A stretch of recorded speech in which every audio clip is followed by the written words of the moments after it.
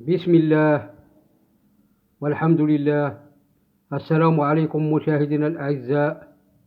موضوعنا يتطرق إلى قصة غريبة أبطالها عظماء من المغرب.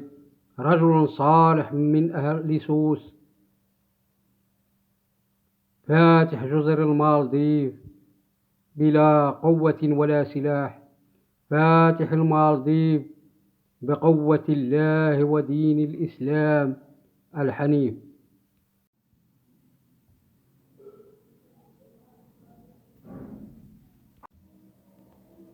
بطلنا الأمازيغي من بلد الشرفاء المغرب، رحل من المغرب واتجه إلى هذه الجزيرة، جزيرة أو جزر المالديف التي تتواجد في المحيط الهندي قبالة سواحل سريلانكا والهند. فهذه الجزيرة تعتبر من أحسن الجزر في العالم، فهي بلد سياحي، بلد المتعة، بلد السفر وقضاء شهر العسل، وتشتهر بصيد السمك وخاصة سمك التونة.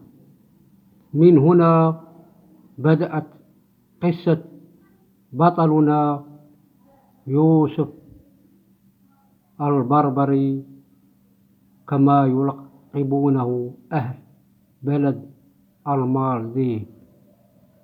هذا الرجل الذي لم ينصفه التاريخ ولم تنصفه بعض الكتب وبعض المؤرخين، فقليلا ما نذكر اسم هذا الرجل الذي جعل من المالديف دولة إسلامية أخرجها من الشرك إلى النور. فالتاريخ يذكر ماجلان ويذكر هتلر ويذكر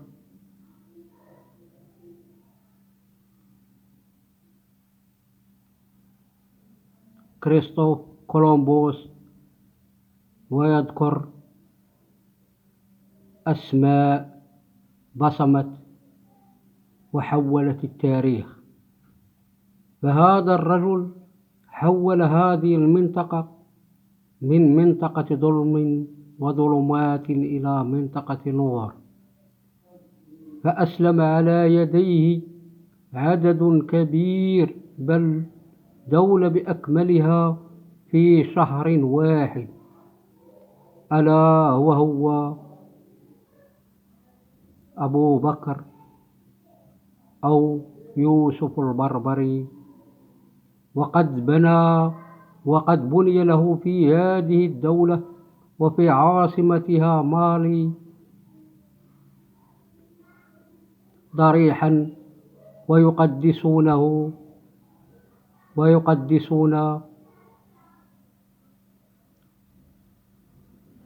ويقدسون ضريحه ويحترمون المغاربة هنا، لأن المغاربة لهم الفضل في جعل هذا البلد آمنا وسالما.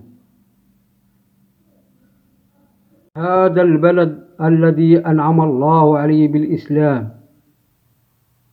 فرحلة ابن بطوطة الرحالة المغربي الشهير الذي قال عنها: حدثني التقاة من أهلها، يعني بعض كبار علماء جزر المالديف، أن أهل هذه الجزر كانوا كفار، وكان يظهر لهم كل شهر عفريت من الجن يأتي من ناحية البحر كأنه مركب مملوء بالقناديل.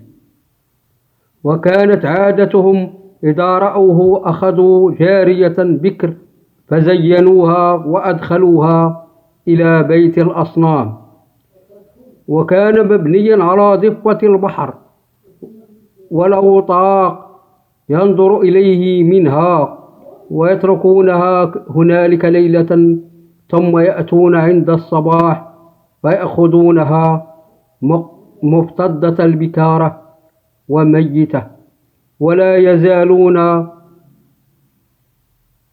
يقرعون بينهم، فمن أصابته القرعة أعطى بنته. هذا الولي الصالح سافر من المغرب في رحلة حول العالم، فطاف بلدانا عربية وعجمية، فحط به الرحال في جزر المالديف عند امرأة عجوز، كان يبيت عندها في الليل، وفي الصباح يخرج إلى عمله.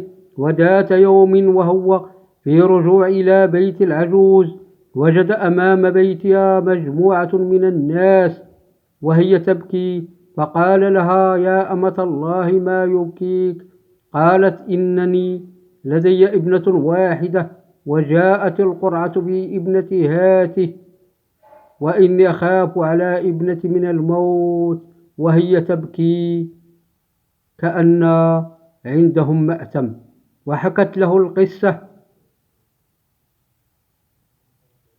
كاملة. ما كان لشيخنا الشاب إلا قال لها: لا تخافي، أنا سوف أذهب في مكانها، قوة الإيمان وما تصنع في صاحبها. فذهب في المساء إلى المعبد الذي هو على شاطئ البحر، وبدأ يصلي ويقرأ القرآن، إلا أن عفريتا من الجن كان يراقب أبا بكر البربري وغاص في البحر.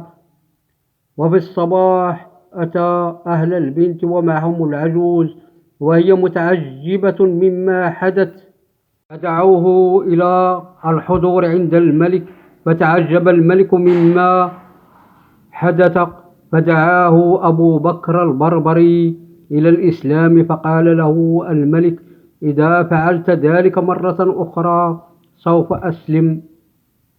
فأسلم الملك ودعا حكام الجزر إلى الإسلام، وبدل اسمه إلى محمد بن عبد الله. وبسبب أبو بكر البربري أسلمت جزر المالديف، ولحد الآن يحترمون المغرب والمغاربة.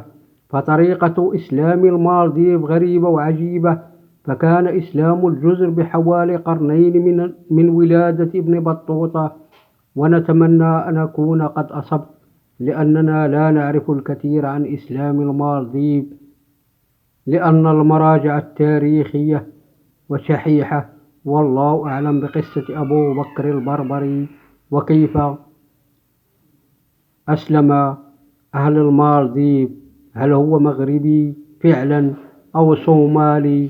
إذا أعجبكم الفيديو ادعموننا بالمشاركة والإعجاب والتعليقات لنستفيد.